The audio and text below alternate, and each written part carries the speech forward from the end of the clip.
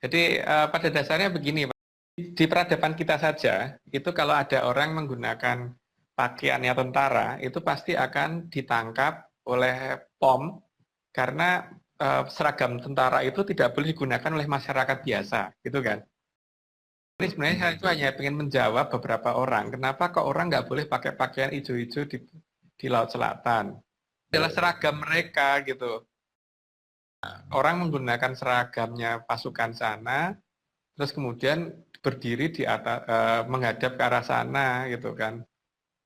Ya pasti tergantung dari yang jaga juga. Kalau yang jaga pas yang kejam ya diambil, tapi kalau yang jaga pas yang punya perasaan yang cukup baik ya mungkin cuman dimimpiin atau dikasih peringatan atau ya cuman dibikin mundur, misalkan didatangkan ombak besar gitu supaya dia mundur, jangan mendekat ke arah laut gitu kan. Tapi ya ada beberapa yang tidak sesabar itu, ada banyak yang tidak.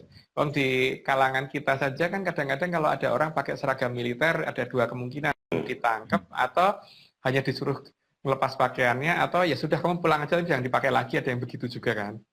Berlaku juga di mereka, cuman di sini kan kita selalu menganggap bahwa mereka itu nggak ada, terus kemudian ada beberapa orang yang mungkin dengan sengaja itu menantang pakai warna hijau, terutama hijau pupus. Tapi itu bukan warna yang digunakan oleh sang ratunya ya, karena ratunya warnanya keemasan semua, bukan warna hijau. Negara kaya masuk pakaiannya pakaian biasa. Tetap tergantung dari si penjaga juga. Kadang-kadang penjaga itu juga punya rasa kasihan juga kan. Kamu balik aja sana, tapi jangan dipakai lagi gitu. Atau udah ini kamu ganti pakaian ini terus kemudian kamu pulang, ada yang begitu kan. Tapi ada yang kamu kurang ajar ya langsung tangkep gitu kan.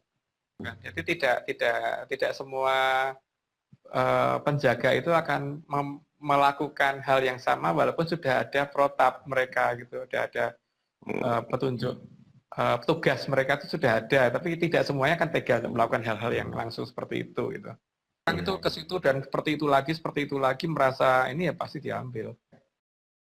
Penjelasannya sama. Jadi kan pada dasarnya gini, dikatakan kalau malam itu terjadi angin laut, kalau siang terjadi angin pantai.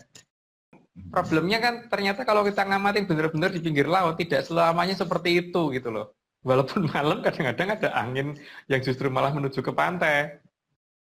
Kita harus cross check lapangan kok. Berarti tidak teori itu tidak selamanya betul. Jadi ya kasus seperti katanya kalau pas bulan purnama terjadi pasang tertinggi.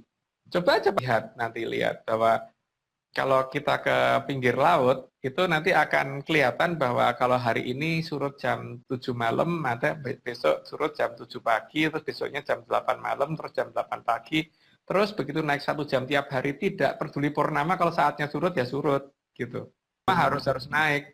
Tidak peduli itu, tidak ada bulan sekalipun, kalau saatnya pasang ya pasang. Jadi aturan penambahan 1 jam per hari itu berlaku, dan itu berlaku juga dengan perpindahan pasir pantainya. Jadi kalau pasir pantainya itu sekarang misalkan ada 7 jenis pasir pantai yang ada di wilayah itu, biasanya nanti akan terjadi pergeseran. Jadi 1 minggu pertama pasirnya misalkan yang ini adalah batu-batu kecil, terus pasir halus, pasir kasar, kerang-kerang dan sebagainya. Nanti akan ada perpindahan itu dan urut itu perpindahannya.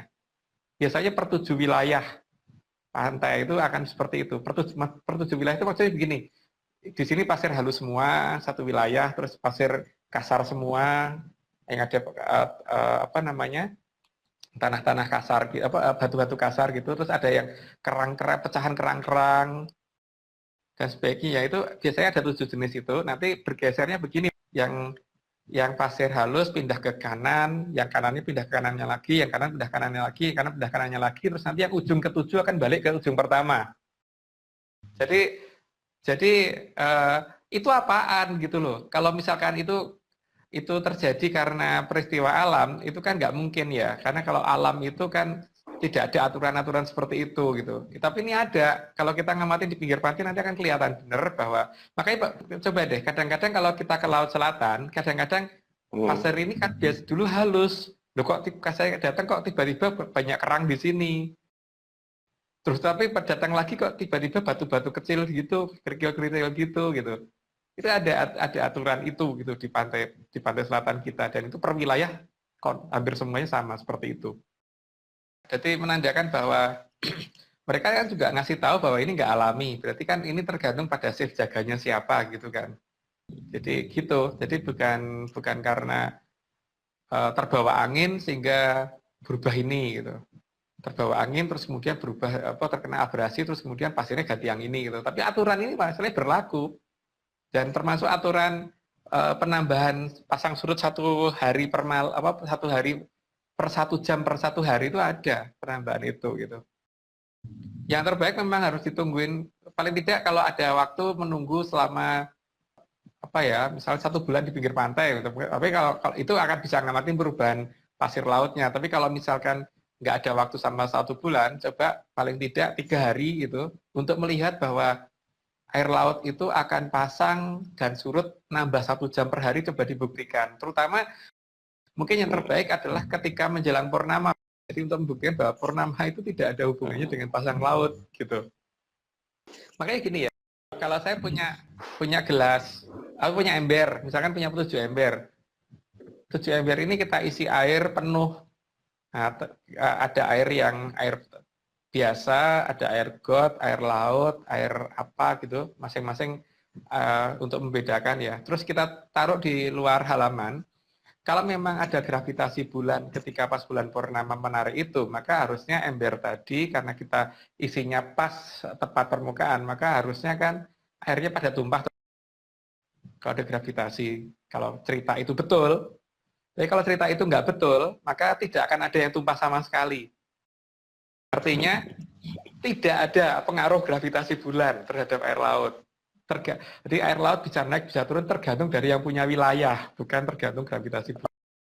Waktu ada bulan tapi pengen nggak ada air pasang, ya tetap aja nggak pasang.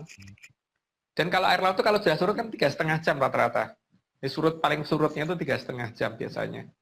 Jadi itu bisa dilihat ketika pas purnama itu ada nggak fase seperti itu. Kalau ada ya berarti bulan itu ngapain?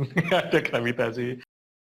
Waktu pas saya keluar negeri waktu itu juga terjadi seperti itu, kok saya ngamatin. Tidak ada pengaruhnya gravitasi bulan, nggak ada sama sekali.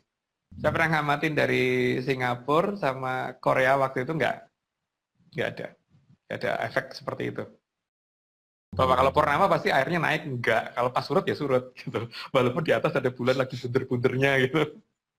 Monggo diperhatikan dan silahkan dibuktikan sendiri kalau itu. Mumpung bentar lagi ini purnama, karena purnama sekarang ini kan sekitar kadang 3, kadang 4 hari ya, itu lucu sebenarnya. Jadi 3, kadang 4 hari. Jadi untuk mengamati perubahan air laut itu bisa diamati dalam waktu sekian hari itu. Ini mungkin antara 2-3 hari lagi sudah mulai purnama itu. Jadi monggo, malah bagus kalau banyak yang mengamati dan kemudian silahkan dibuktikan bahwa memang pas purnama itu memang iya air laut naik terus gitu. Kan nanti bisa dilihat pada saat-saatnya surut ya surut, tapi kalau saatnya pas naik ya naik, tapi tidak terpengaruh dengan bulan purnama. Nanti bulannya mau gede kayak mau bunder kayak mau separuh mau nggak ada, mau bulannya segi 8 nggak ada pengaruhnya. Kalau misalkan itu karena masalah tekanan udara dan sebagainya, maka bentuknya kan harusnya nggak seperti itu. Seharusnya bentuknya bukan bunder. Karena tekanan udara itu kan pasti harusnya seragam di satu wilayah yang agak memanjang gitu kan. Persamaan tekanan udara. Nggak mungkin tekanan udara kok hanya satu titik yang ekstrim ininya, apa tingginya, terus kemudian sehingga sampai bentuk seperti itu gitu. Nah kalau di Jawa kan rangkanya nggak seperti itu ya, karena memang di situ sedang, ya mungkin tidak usah dibahas secara detail deh, tapi yang jelas gini, kalau secara unsur teknologi, berarti kan seharusnya ketika matahari bersinar ataupun matahari sudah tenggelam, tapi paling tidak ketika bersinar terjadi perubahan temperatur, suhu itu kan pasti ada di daerah yang memanjang. Jadi bukan dari tiba-tiba panasnya kayak pakai ini apa namanya kaca pembesar gitu, jadi cuma satu wilayah itu aja gitu kan, enggak kan? Atau daerah yang tekanannya tinggi atau daerah yang temperaturnya rendah cuma satu wilayah itu aja gitu, kayak difokuskan gitu kan, nggak pernah ada itu. Sehingga seharusnya kan pembentukan badai tidak seperti itu. Tapi menerangkan bahwa kalau cuma satu titik yang seperti itu gimana? kan yang namanya perbedaan temperatur dan perbedaan tekanan itu memanjang bentuknya, bukan menjadi satu titik kan. Itu kan artinya ada yang bawa. Ada yang bawa. Dan kalau diamati dengan benar, seperti yang kasus di mana itu ya, badai itu ternyata waktu kita diukur dengan kamera kan ada satu bentuk aneh yang ketika dia membesar ada yang bawa itu gitu. Dan ketika hilang itu juga ada yang kelihatan terbang kemudian menghilang dari situ. Cuman masalahnya kan saat ini teori tentang angin ini seperti yang beredar saat ini yang di meteorologi geofisika ya. Jadi sehingga akhirnya ini membuat makin tidak terlihatnya area 36 karena teori yang berkembang di kita itu membuat mereka jadi dianggap tidak ada gitu kan. Menggunakan hal-hal yang seharusnya bisa kita lihat dan itu ada gitu. Silakan klik tombol subscribe dan aktifkan notifikasi pada tombol lonceng supaya tidak tertinggal video seputar misteri dan pembahasan menarik lainnya, dan klik tombol like juga jika sahabat menyukai video ini.